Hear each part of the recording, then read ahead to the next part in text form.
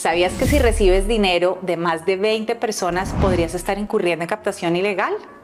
La captación masiva por parte de personas no autorizadas para hacerlo, echa la norma, echa la trampa, es lo que yo pienso. Entonces, lo que tenemos es que tener mucho cuidado, no solo desde el punto de vista de nosotros como potenciales víctimas de esas pirámides, sino también personas que tienen de buena fe y quieren hacer proyectos y conseguir recursos del público, no incurrir en esas prácticas que están prohibidas.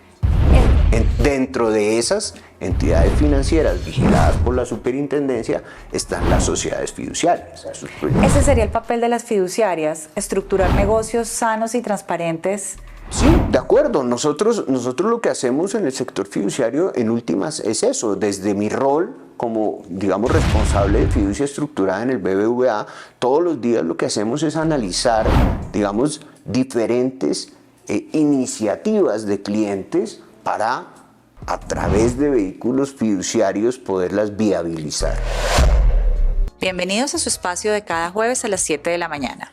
En esta nueva temporada, Fiducia desde Cero, los vamos a acompañar con retos, visitas, historias y masterclasses para que la fiducia sea clara, cercana y parte de su día a día. Soy Carolina Orozco y estaré con ustedes en cada episodio, compartiendo experiencias y aprendizajes alrededor de este mundo fiduciario.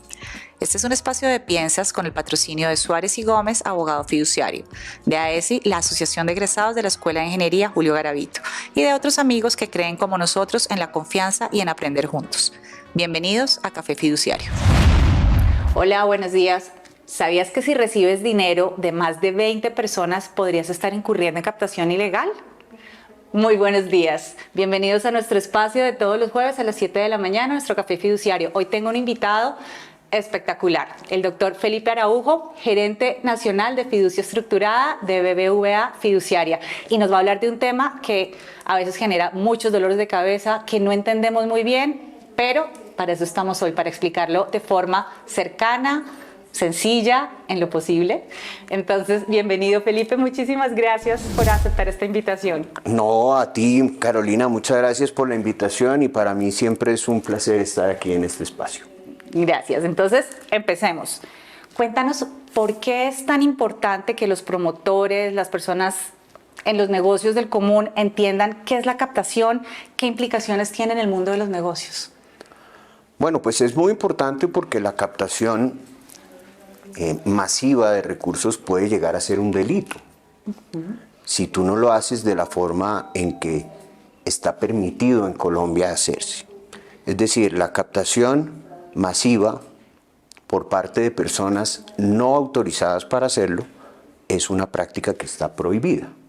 Y por eso es muy importante para todos los que trabajamos en temas constructivos, en temas de proyectos de diversa índole, tener muy claro cuál es ese límite al que nosotros estamos, digamos, expuestos y que la ley nos pone para no incurrir justamente en esta práctica.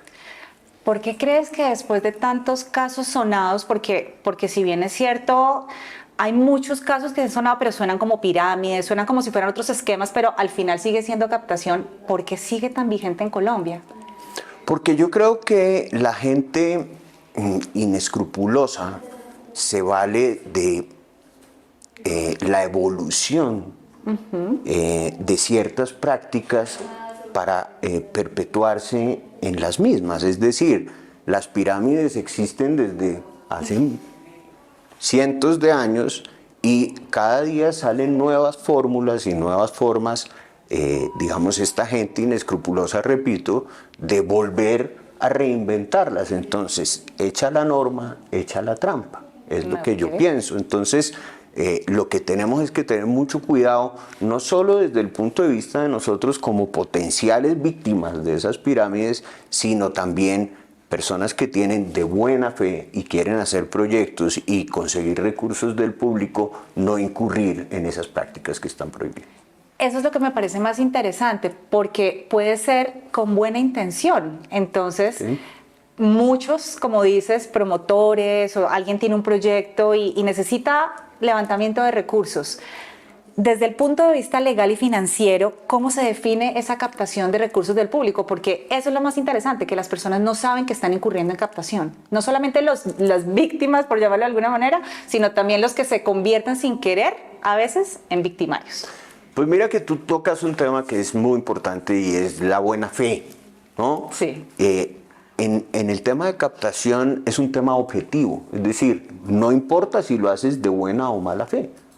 Es si incurres en, digamos, los requisitos y las circunstancias que están en la norma con o sin buena fe, puedes estar incurriendo en el delito. Y eso es lo que es muy importante tener en cuenta acá.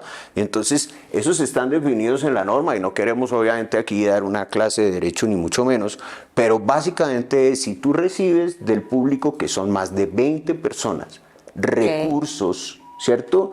Con la obligación de devolver esos recursos con rendimientos o sin rendimientos, ¿cierto? Para un propósito, ya estás incurriendo en captación. Y entonces por eso es muy importante uno estar consciente de ello y asesorarse muy bien. ¿Cuál es esa diferencia entre recibir dinero de inversionistas o socios o captar los recursos de manera ilegal? O sea, si a mí me invitan a un negocio y me dicen vas a ser socia o vas a ser inversionista, o sea, ¿cuál es esa diferencia? ¿Cómo puedo yo identificar que es diferente? Acabas de decir algo importante y mencionaste el número, más de 20 personas. ¿Ese ya sería un primer como requisito? ¿Más de 20 personas? No. ¿Estamos hablando de algún monto o no tiene que ver el monto? Simplemente estoy recibiendo recursos, entonces eso ya es ilegal. Si existe o no existe un contrato, si soy socia, soy inversionista, ¿cómo nos puedes aclarar esto? Mira, yo creo que una forma muy didáctica de verlo, ¿cierto? Es, por ejemplo, si tú montas una panadería y todos los días le vendes pan a 200 personas, ¿estás incurriendo en captación? No, pero tú dirás, ¿pero por qué si le estás recibiendo dinero a más de 20 personas? 20 personas, correcto. Pues porque tú estás vendiendo un producto. Y la persona que te está entregando un dinero está recibiendo a cambio un bien o un servicio, en el caso de que fuera, por ejemplo, una peluquería, ¿cierto? Que es muy diferente cuando tú recibes dinero del público en general, 21, 30 o 40 mil personas, ¿cierto? Simplemente con la promesa de que yo les voy a devolver este dinero que ustedes me están entregando a mí con un rendimiento dentro de 2 años, ¿cierto? Entonces eso sí es captación ilegal, porque no está recibiendo quien te está entregando el recurso ninguna contraprestación en el momento, sino simplemente la promesa de que tú le vas a devolver ese recurso con o sin rentabilidad. Y me dicen, te lo estoy prometiendo con un pagaré, te lo estoy prometiendo con un contrato privado. Eso tampoco es válido. Claramente que no. Porque justamente uno de los requisitos es que no haya contraprestación. Y el contrato de mutuo, por ejemplo, que es el pagaré al cual tú te refieres, no hay una promesa distinta a la de devolverte ese dinero, vuelvo y repito, con o sin rentabilidad en un tiempo determinado. Ok, pero no tienes un producto tangible. Exactamente, o un servicio. Por ejemplo, un odontólogo le presta servicios a 200 personas, ¿cierto? Pero recibieron a cambio un tratamiento odontológico de esas 200 personas que fueron al consultorio. Ok, ¿y desde cuándo en Colombia se tipifica esta captación como un delito? O sea, ¿cuál es la entidad encargada de vigilar este delito? Pues mira, en Colombia se estableció como delito, digamos, esto viene regulado desde los años 90, ¿no? Pero yo en el Código Penal hoy está tipificado como delito la captación masiva e ilegal. Y la entidad, digamos, en Colombia que está autorizada para vigilar este tipo de comportamientos, este tipo de pirámides o de esquemas en los que se da esta captación es la Superintendencia Financiera de Colombia. Ok, ahí es donde entran entonces las fiduciarias. Nosotros en este café fiduciario siempre hablamos de fiduciaria como confianza. Entonces, si ya tenemos tipificado que esto es un delito, si ya sabemos que puede ser sin intención, por eso debemos obviamente propender porque las personas entiendan que deberían pasar por una fiduciaria, por ejemplo, que está vigilada por ese ente, por la superintendencia. Sí, pero esto no es tan blanco o negro. Okay. Es decir, hay entidades vigiladas por la superintendencia financiera que están autorizadas para hacer captación masiva. Okay. Por ejemplo, los bancos.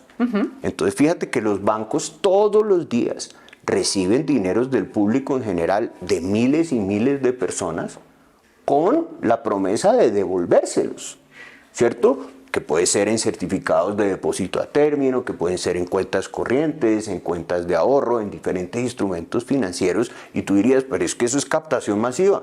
Claro que es captación masiva, pero es captación masiva autorizada. Legal. Porque ese banco o esa entidad financiera tiene una licencia expedida por la Superintendencia Financiera de Colombia que le permite justamente hacer esas actividades que no les están permitidas a aquellos que no tienen esa licencia. Dentro de esas entidades financieras vigiladas por la superintendencia están las sociedades fiduciarias. Okay. Pero fíjate que las sociedades fiduciarias, no necesariamente los vehículos que administran las sociedades fiduciarias, es decir, llámense los fideicomisos, pueden hacer captación. No necesariamente. Y esto es un tema que es muy importante y por eso mi recomendación siempre es asesorarse muy bien. Porque si yo, como fideicomitente, no estoy autorizado para hacer captación directamente, no lo puedo hacer a través de un vehículo fiduciario. ¿Ya? Es decir, no es que por arte de magia, porque yo constituí un fideicomiso, entonces yo ahora puedo hacer captación masiva. No, hay vehículos fiduciarios que te permiten hacer captación de recursos del público, como por ejemplo son los más comunes, los vehículos fiduciarios de preventas, ¿cierto? Que todos los hemos oído hablar. Entonces, cuando tú estás promocionando un proyecto inmobiliario, el promotor de ese proyecto constituye un fideicomiso de preventas con el propósito de ir, ojo, recogiendo la plata de estos interesados en adquirir estas viviendas de manera previa, ¿cierto?, al desarrollo de la obra. Pero para eso la fiduciaria tuvo que haber pasado por una autorización de ese contrato de preventas por parte de la Superintendencia Financiera, en donde, entre otras cosas, revisó que las condiciones del contrato estuvieran dentro de la norma y que no hubiera prácticas abusivas, etcétera, etcétera, etcétera. Entonces, fíjate que no es que solo voy a una fiduciaria y ya puedo hacer captación. No necesariamente. Hay unos vehículos que permiten recoger recursos del público, sí y solo sí, esos vehículos están autorizados por la superintendencia. Volvemos a la fiduciaria como confianza, porque entonces aquí lo que me estás diciendo es, sí tenemos una fiduciaria, sí tenemos la posibilidad de hacer esta captación, pero existen filtros previos, pero no todos los promotores que vengan con un proyecto, si no cumplen ciertos requisitos y ciertas condiciones, pues van a aprobar estos filtros, ¿verdad? O sea, no es como tan sencillo como tú dices, no es blanco y negro. No, no es blanco y negro. ¿Y cuáles son esos principales errores que cometen los promotores cuando intentan levantar recursos sin una estructura fiduciaria? Porque entonces ahí es donde hemos escuchado eso no pasa por fiduciaria, y pasa mucho en la costa. En la costa hay proyectos, por ejemplo, de loteo. Hay muchos proyectos ahora de loteo y se está acostumbrando a no pasar a través de fiduciaria. ¿Cuáles son esos errores que cometen los promotores y los posteriores inversionistas? Pues mira, a mí no me gusta estigmatizar porque yo creo que buenos y malos hay en todo el país, pero digamos que tienes razón y las cosas, vuelvo y digo, no son blanco o negro. Y a mí me encanta el concepto de la fiduciaria como confianza porque etimológicamente de ahí viene, entre otras cosas. Y si nos vamos a países anglosajones, pues el trust es confianza. Confianza. Pero digamos que para aterrizar en tu pregunta, digamos, si tú haces un desarrollo inmobiliario que consiste en lotes, ¿cierto? En lotes urbanizados, puede hacer que en la etapa de preventas tú no puedas recibir los recursos del público porque aún tú no tienes lo que coloquialmente se llama permiso de ventas, que eso tiene un nombre técnico que se llama la radicación en debida forma para realizar actividades de enajenación, etcétera, etcétera, ¿cierto? Pero digamos que un promotor que es dueño de un lote, que tiene una licencia de urbanismo y que ya sacó ese permiso de ventas, ¿cierto?, podría celebrar contratos para recibir recursos del público con digamos, el objetivo de al final del día entregarle en propiedad un lote urbanizado. Sí lo puede hacer, siempre y cuando cumpla con los requisitos que la norma exige. Y es decir, suscriba los contratos de promesa de compraventa correspondientes que presuponen todos estos pasos previos. O sea, no es que sea indispensable el vehículo fiduciario, sí y solo sí ha cumplido con estos pasos. Lo que pasa es que la mayoría de proyectos en la etapa de preventas no tienen aún todos estos pasos y por eso es indispensable que se manejen a través de un vehículo fiduciario. Porque de alguna manera lo que tienen es el terreno, los lotes, pero no todas esas condiciones que les permitan salir adelante con el proyecto. Y eso podría eventualmente hacer fracasar el proyecto. Claro, porque fíjate que digamos, si tú me preguntas a mí cuál es el propósito último de un encargo de preventas, ¿cierto? La piedra angular de un encargo de preventas es conseguir durante un término de tiempo todas esas condiciones de viabilidad del proyecto, pero no solamente viabilidad desde el punto de vista financiero, sino técnico y normativo. Es decir, que tú tengas las licencias urbanísticas correspondientes, llámese licencia de construcción o licencia de urbanismo, que tú tengas los terrenos en donde vas a desarrollar el proyecto, digamos, con los estudios de títulos saneados jurídicamente, etcétera, ¿no? Entonces, fíjate que todo esto es como desarrollar una receta. Tú tienes los ingredientes y cada cosa va estando a un tiempo distinto y al final tienes todo para desarrollar el proyecto y esos requisitos se tienen que cumplir en un momento determinado. Durante todo ese tiempo previo, tú vas haciendo un ejercicio de comercialización, ¿cierto? Con los clientes que te van a determinar si el proyecto financieramente también es viable. Entonces vas sacando los permisos, vas tramitando las licencias, vas haciendo los acuerdos con los dueños de los predios, vas haciendo el saneamiento de los predios, etcétera y tal, pero al mismo tiempo vas haciendo también tu ejercicio de comercialización y al mismo tiempo vas mirando temas de financiación con entidades financieras, si te dan un crédito constructor o no, etcétera. Y entonces al final del día tienes todos esos elementos y el encargo de preventas, digamos, es satisfactorio. Pero y entonces la asesoría no debería solamente ser para el promotor para hacer las cosas bien, sino para el inversionista para entender que el promotor está haciendo las cosas bien.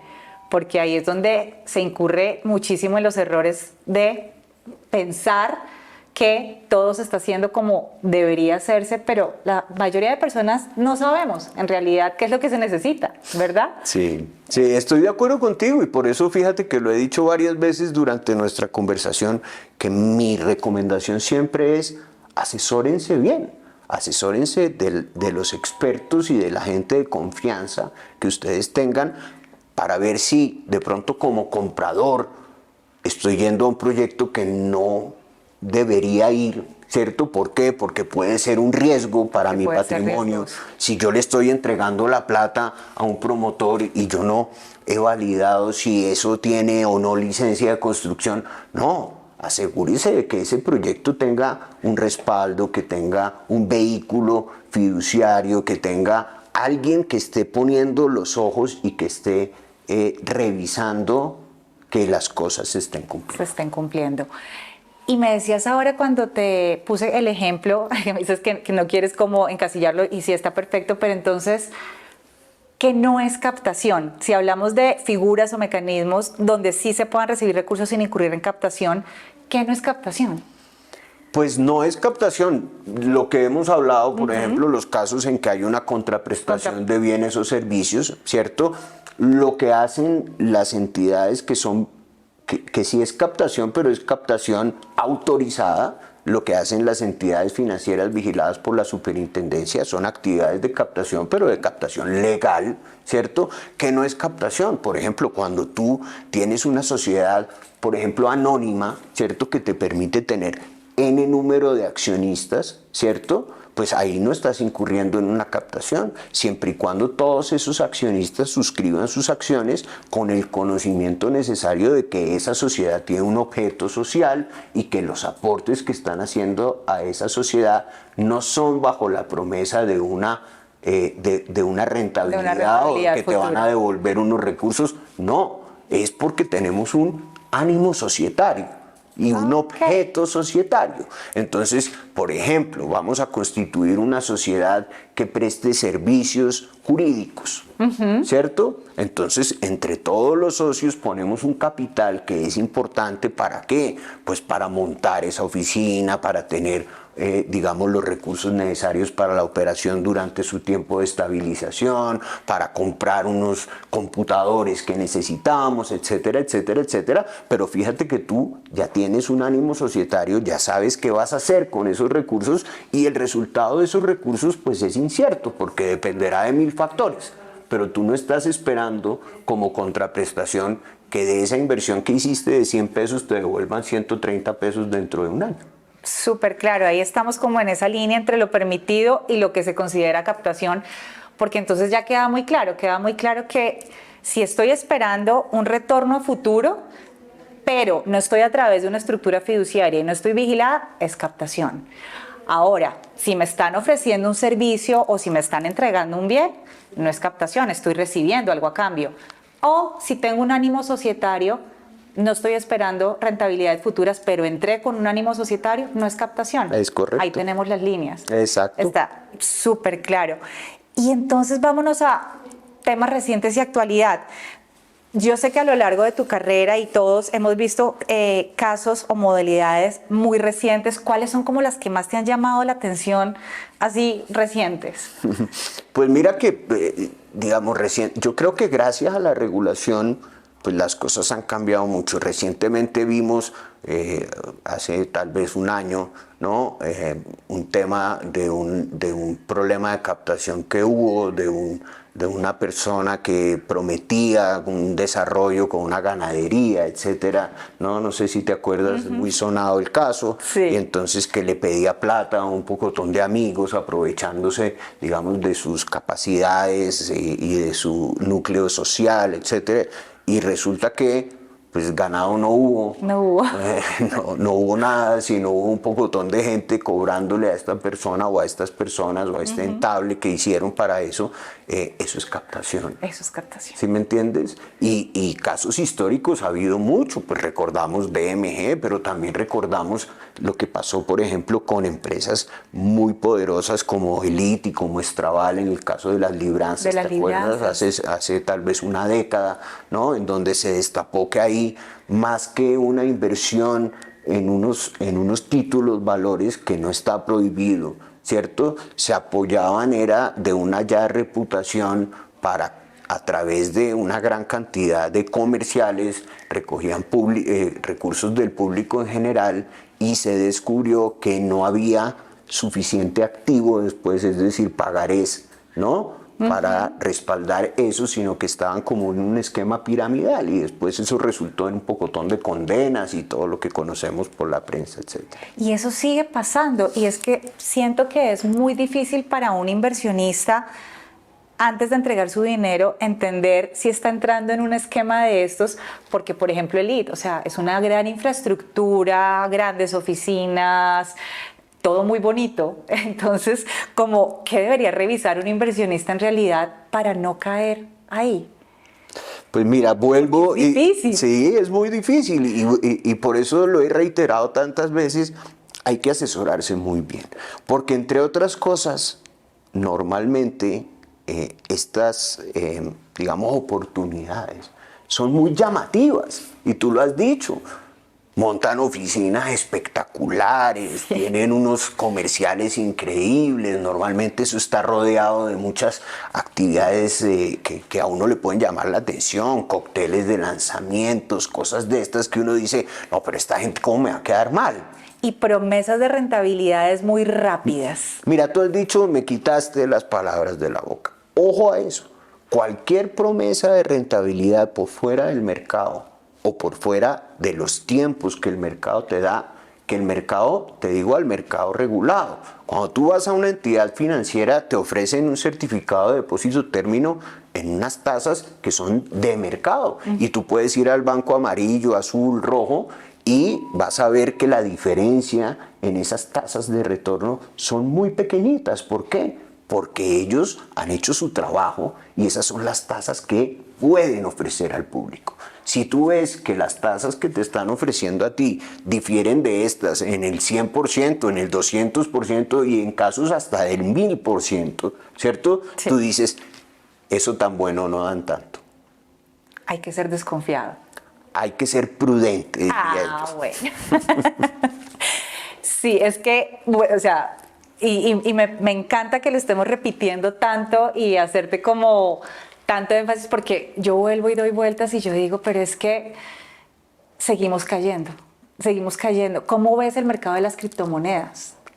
Pues mira, el mercado de las criptomonedas, yo personalmente no soy muy, estudiado en el mercado de las criptomonedas. Yo creo que ahí hay gente, como en todo, que hay gente que está haciendo bien las cosas, hay gente que no está haciendo bien las cosas. Hay vehículos de inversión que están, digamos, debajo y canalizado a través de entidades vigiladas y entidades muy serias en donde tú puedes invertir en criptomonedas, en diferentes fondos de inversión colectiva, en diferentes fondos internacionales, pero tú tienes que mirar muy bien ¿quién está detrás de eso? Es decir, si a ti una persona en la calle se te acerca y te dice, te tengo el negocio, mira, dame a mí 100 pesos que yo el pasado mañana te voy a dar 150 pesos, ¿cierto? Pues desconfía, ¿no? Porque entre otras cosas las criptomonedas, digamos que tienen un riesgo asociado muy grande y tú también tienes que tener en cuenta cuál es tu perfil de riesgo adecuado a ese tipo de inversiones, ¿no? Más allá de que sea ilegal o no sea ilegal, porque obviamente, repito, hay inversiones legales y bien hechas a través de este tipo de activos, pero tú tienes que también mirar tu perfil de riesgo si soporta eventualmente una pérdida grande o eventualmente una gran rentabilidad sobre ese activo, pero pues obviamente a más riesgo, más rentabilidad o mayor probabilidad de pérdida. Tú lo decías ahora, no eres muy estudiado en el tema y yo particularmente les tengo terror porque no lo he estudiado. ¿Tú crees que una persona, un inversionista, además de medir su perfil de riesgo, que es súper importante, debería estudiar o tratar de entender antes de hacer este tipo de inversiones? Pues es que volvemos a lo mismo. Tú te tienes que ilustrar bien para cualquier inversión que hagas, digamos, por elemental que parezca.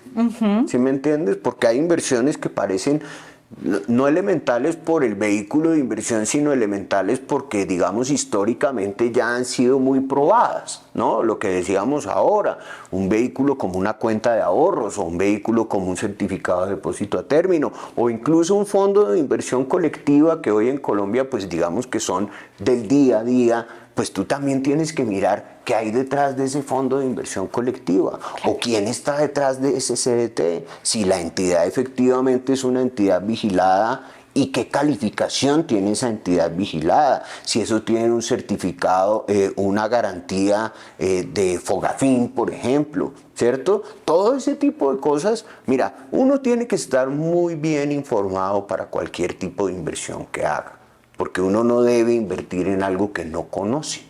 Y sobre todo, con quien no conoce. Y ahí me respondiste la pregunta que te iba a hacer, porque te iba a preguntar o te iba a decir más bien que cuál sería como ese mensaje para los promotores, por un lado, promotores y empresarios, y para los inversionistas, por otro lado. Por un lado, para los promotores, ¿cuál es el mensaje para que levanten recursos de manera correcta? ¿Cuál es el mensaje para los inversionistas? Y es que aquí en este Café Fiduciario, lo que estamos buscando ahora en esta temporada de Fiducia desde Cero es precisamente tratar de que las personas tengan más acceso a esta información, porque nos hemos dado cuenta que entramos en negocios sin saber en qué estamos entrando. Entonces, ese es el mayor error, a mi juicio, de la gente, porque después, a pesar de que sea una inversión, digamos, legalmente establecida, a que el vehículo sea legalmente constituido, a pesar de que la entidad sea reconocida, tú tienes que saber que en toda inversión hay un riesgo implícito, mayor o menor. Pero es que el riesgo menor no significa que no pase. El riesgo menor es que la probabilidad es inferior, pero que la probabilidad existe, existe. Entonces, si tú no estás dispuesta a correr un riesgo en una inversión informada, pues no lo hagas. Ese es, digamos, un poco mi consejo. Ahora, en cuanto a promotores o, digamos, empresas que estén requiriendo o que quieran pensar en recoger recursos del público, pues hay muchos vehículos. Hay muchos vehículos. Tú puedes tener vehículos, por ejemplo, de participaciones fiduciarias, lo que antes se conocía como derechos fiduciarios, ¿no? Y así se han construido grandes proyectos en este país, hoteleros, etcétera. Unos que resultaron muy exitosos, otros que no tanto.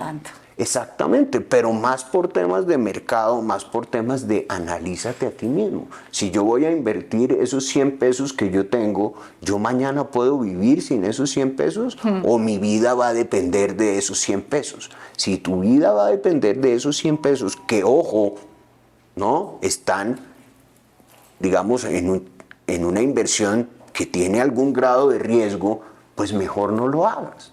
Hazlo en una inversión mucho más segura, ¿no? Mucho más segura, de acuerdo. Y nos ibas a hablar de los promotores. ¿Qué le dirías a los promotores? Sí, a los promotores lo mismo. Tenemos muchos vehículos, hablen con nosotros. Con nosotros quiero decir, con el mercado. Hablen con las personas que saben de este tema y que les pueden estructurar los vehículos idóneos para que ellos puedan hacer y desarrollar sus proyectos. Ese sería el papel de las fiduciarias, estructurar negocios sanos y transparentes para poner en el mercado, que sean sostenibles. Sí, de acuerdo. Nosotros lo que hacemos en el sector fiduciario en últimas es eso. Desde mi rol como, digamos, responsable de fiducia estructurada en el BBVA, todos los días lo que hacemos es analizar, digamos, diferentes iniciativas de clientes para, a través de vehículos fiduciarios, poderlas viabilizar. Hay otras que no, porque justamente hay limitaciones en cuanto a qué, en cuanto a el riesgo es muy alto, en cuanto hay una limitación legal para hacerlo, y ese es nuestro rol. Entonces tú llegas, nos planteas un tema, nosotros analizamos ese tema y te decimos, mire, puede ser por este lado, lo podemos hacer de esta manera o no lo podemos hacer.